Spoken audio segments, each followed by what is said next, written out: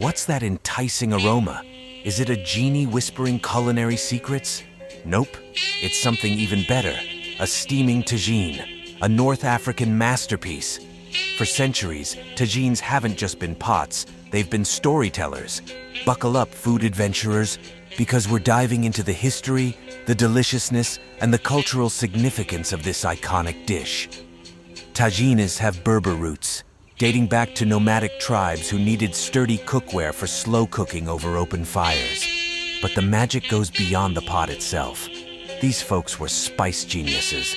They combined the warmth of ginger, the kick of chilies, the sweetness of saffron, and a sprinkle of magic, probably just really good local ingredients, to create flavor profiles that would knock your socks off, if you wore socks in the desert.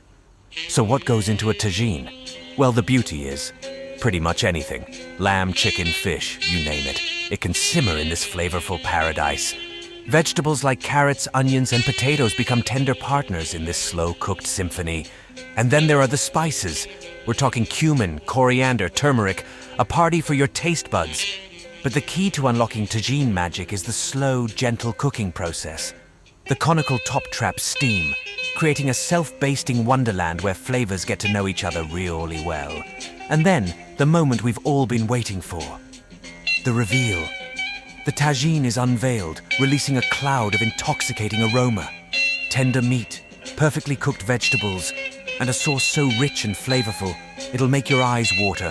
In a good way, of course. Tagine isn't just about food, it's about togetherness.